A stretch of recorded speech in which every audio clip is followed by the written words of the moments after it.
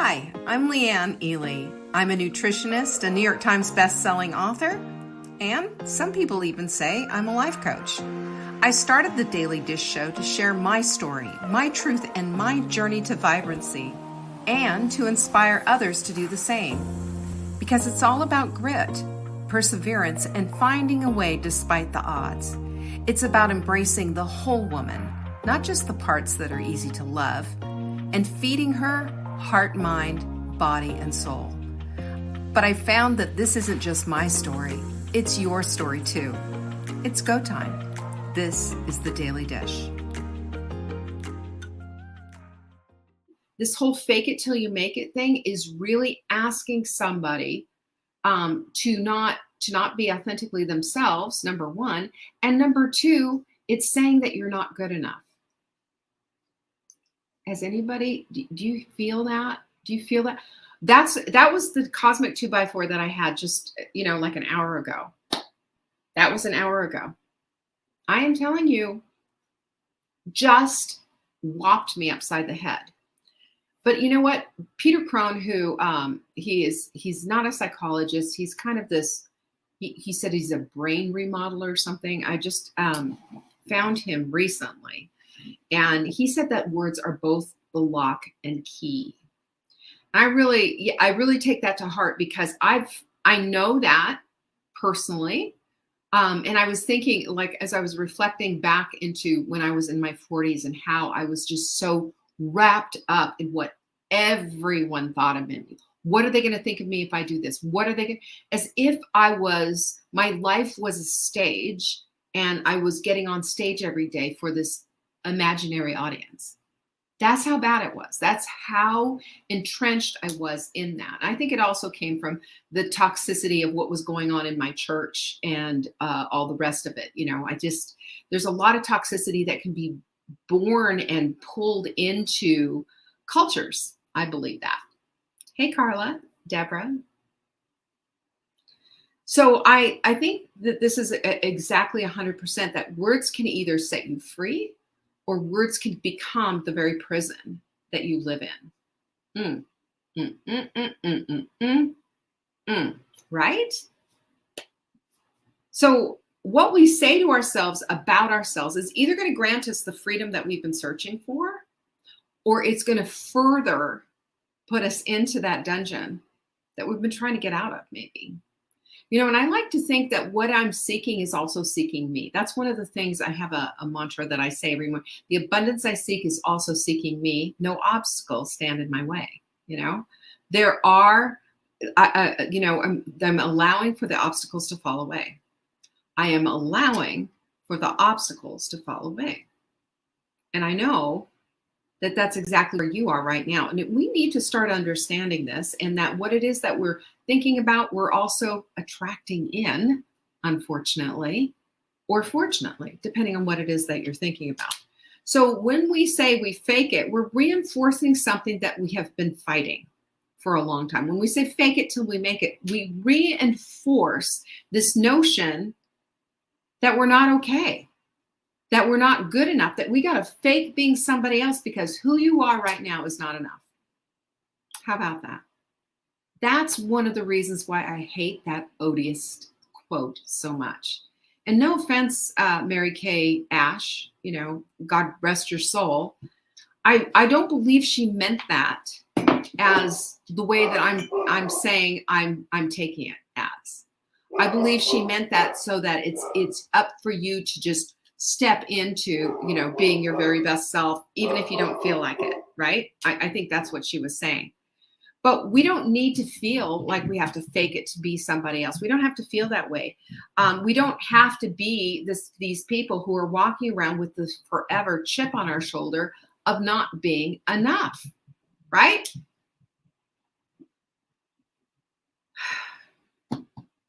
It reinforces this feeling of not being enough.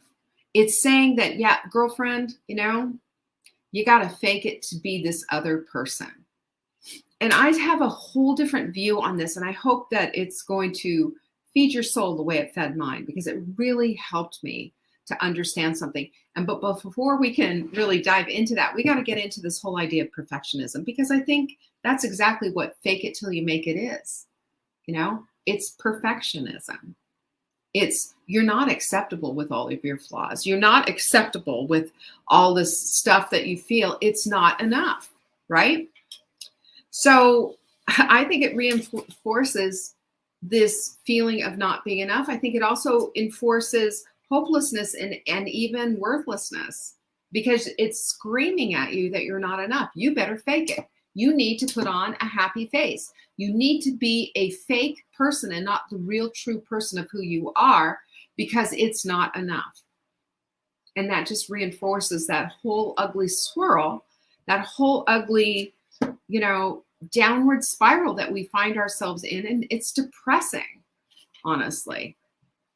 So what about being enough right now today, who you are right now today? What about that? Well, I think you are enough right now today. But it's all or nothing perfectionism that puts us in this place of thinking that we've got to fake it till we make it, right?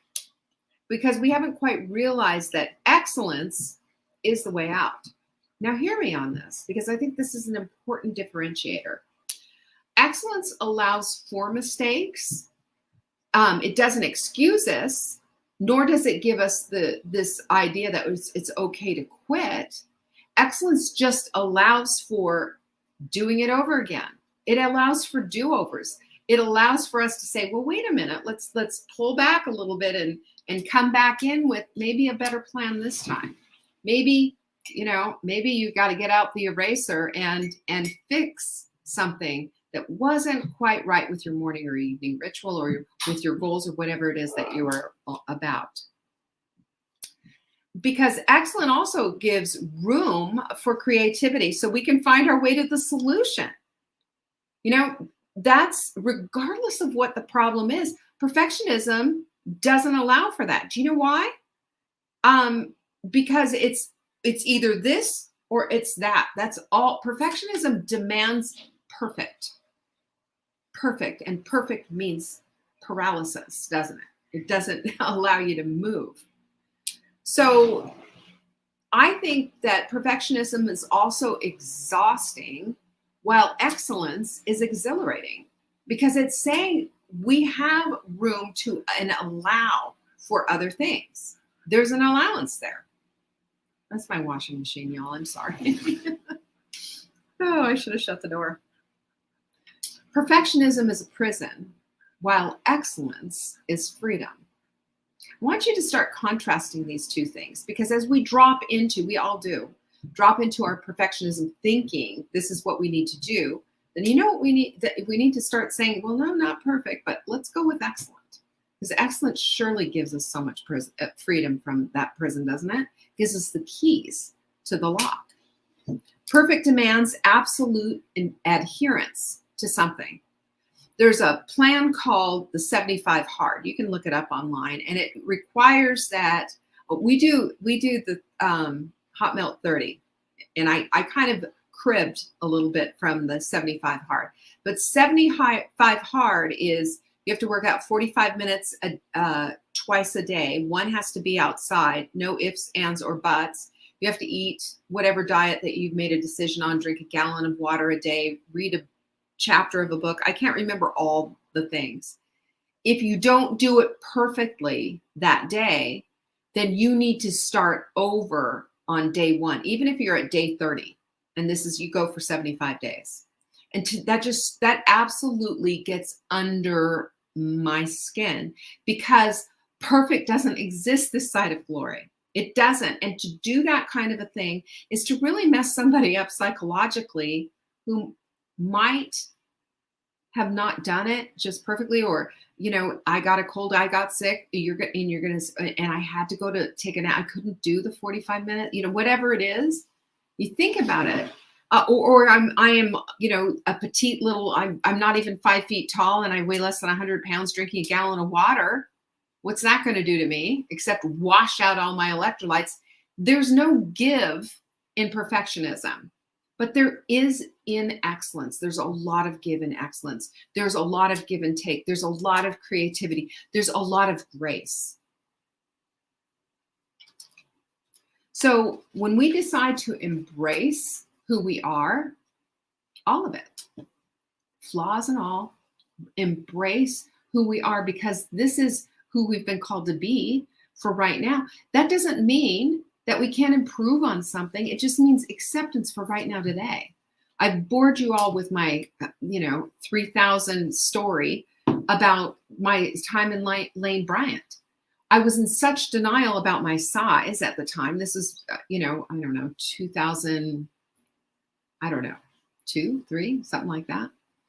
I was in such denial about that. I was just pushing myself into anything that I could find at the normal store because I didn't want to go to Lane Bryant. When I finally went in there and accepted myself who I was, getting clothes that fit me and a bra that brought the girls right back up to where they belonged, that's when I started to feel good about myself again, finally, and stopped shaming myself on a daily basis. And instead just love the woman I was in the skin that I was in the size that I was in. So what? That's where I was. It didn't stop me right there and say, okay, woo, I'm done, right? Nope. It actually spurred me on to say, okay, well, if I can do this, if I can accept me for who I am right now today in these size 18 pants, I can certainly go ahead and start taking care of the me that I want to be right now today. I didn't fake it. I was it. I beat it. And I wasn't in those size 18 pants very long, because I made a decision about myself, about what I wanted to do to upgrade the quality of the food that I was eating, how much I was eating, the way I was moving, the way I was hydrating, all the rest of it. You've heard me talk about it.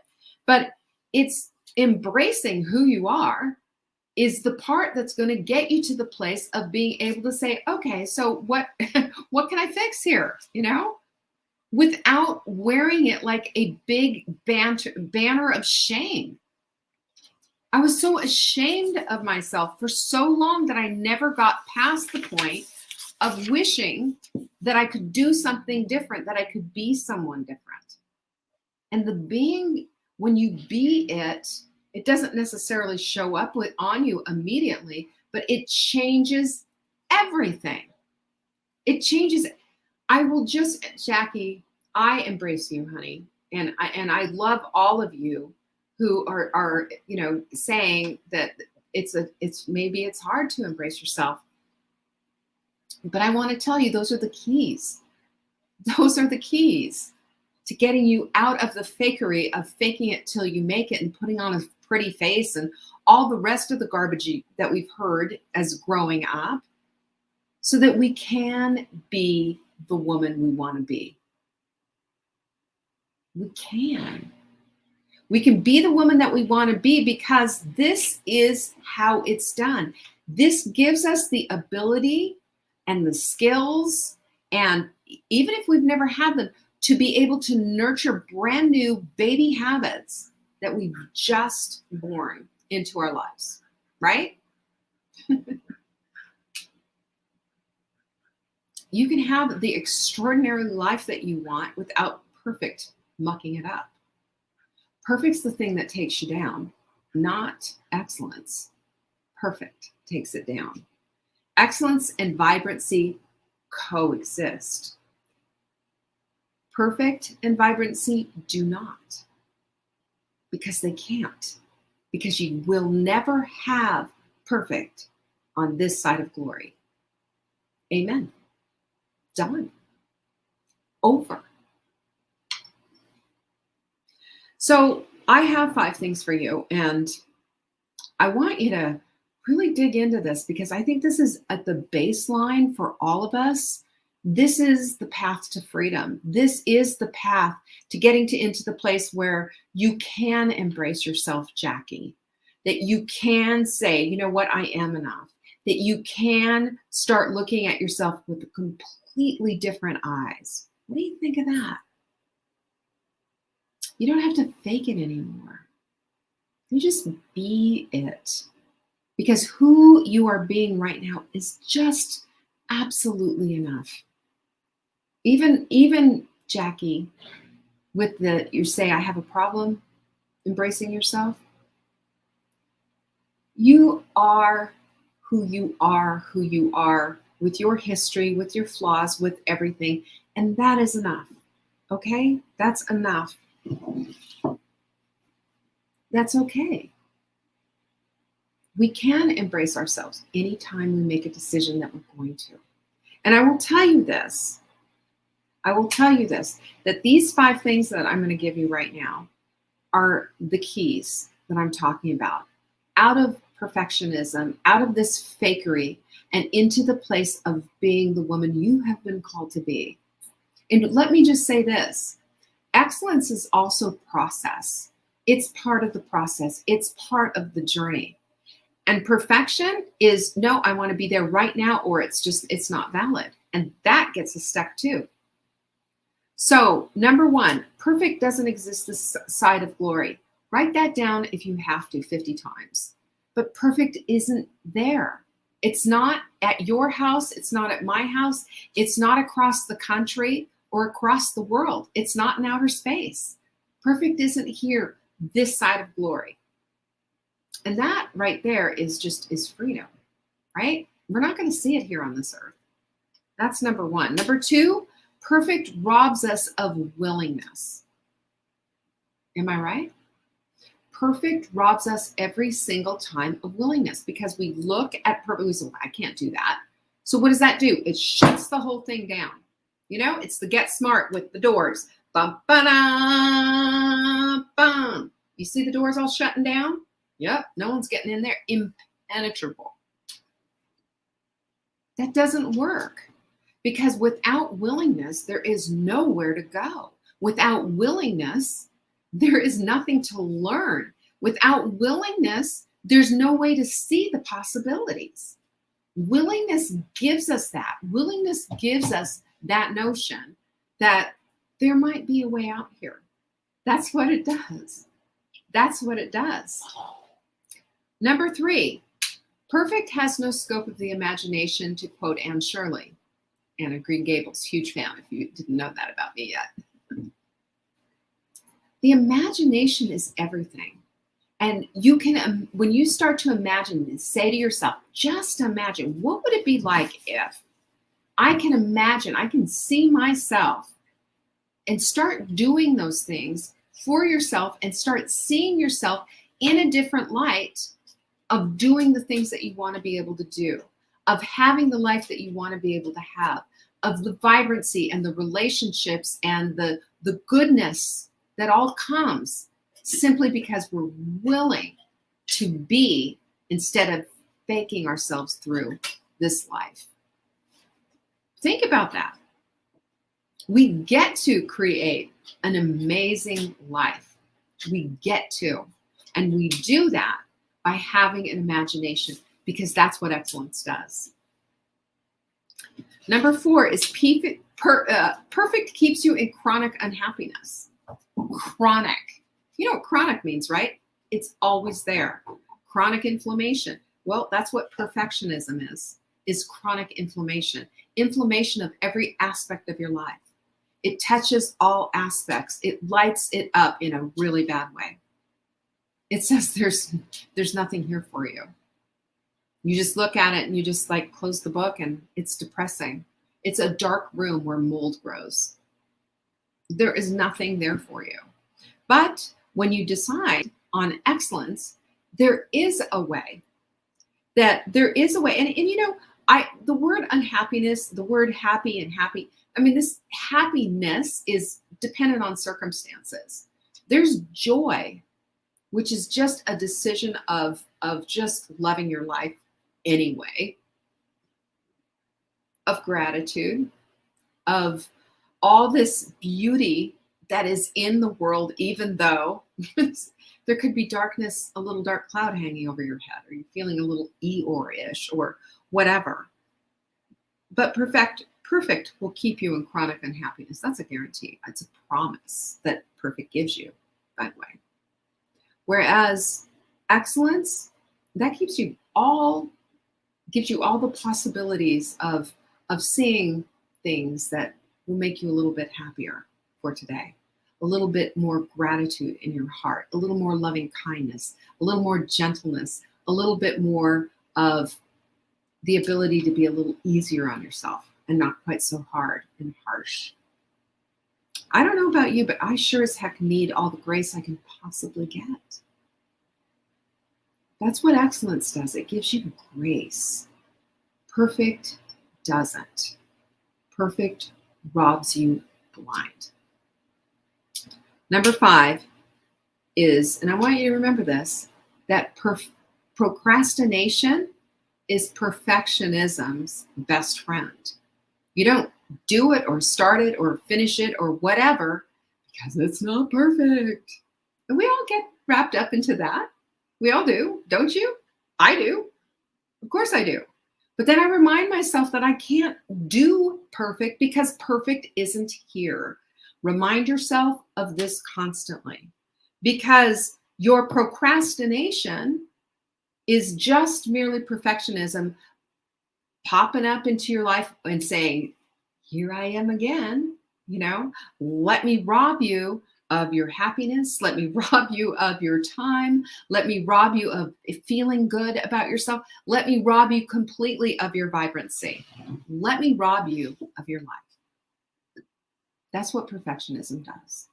And it takes everything. It puts you in the place of comparing yourself to others. It puts you in the place of thinking that you're performing to some imaginary audience all the time. It's absolute sham. That's what perfectionism is.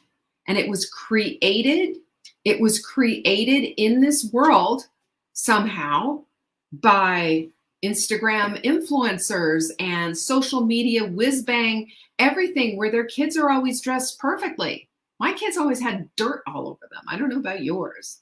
My kids were outside and muddy and bringing worms and critters in the house, and it didn't look like that. And they were also crying and hitting each other, and they did not live that magazine life. Either did I. Either do you. We live lives that are messy, but I'm asking you to think about your life instead as a beautiful mess, that you've been given to live, that you have the option of saying, hey, you know what? I'm opting for excellence here. Perfect doesn't exist this side of glory, and I'm going to figure this stuff out. It's been given to me. I'm going to figure it out. The possibilities for your life are always endless when you decide that vibrancy is the thing. Vibrancy is what you're after, because vibrancy and excellence, they coexist. They are best friends. They are best friends. And there's always an opportunity to change and to shift and to get it just a little bit right so that it fits. It fits just right into your life. What do you think about that? What do you think about that? Your alignment assignment for all of this, by the way, your alignment assignment is to, every time you think, well, I can't do that because, I want you to think, excellence is tapping me on the shoulder right now and saying, it's a possibility. You can do this. You can do just a little bit here and a little bit there. Yes, you can. Yes, you can. You know why you can do it? Because you've been called to do this. You've been called into this life at this time with your big, beautiful mess, right? So rather than deny that it exists, get into it. Clean up a corner of your house, or like I had with Flynn the other day, just make sure, get that table set. Do a couple of things that will light you up. Look for opportunities to delight your soul with little snapshots of beauty. You might not have the whole thing figured out. You might not have all of your sprint in order, but you can do part of it. You can do a little bit of it here. You can do a little bit of it there, because excellence is always going to love you back. When you give out excellently, it's going to come back to you in spades. Perfectionism will never do that for you. What do you think? Are you ready for this? Are you ready to live in a more excellent world that you get to create with your own life? I know you are. And that's why we talked about this today. All right, peace be with you. I will see you on Monday. Thank you for joining me today. You can find me on TikTok for daily tips to help support your most vibrant life. And remember, you are the author of your own story. Until next time.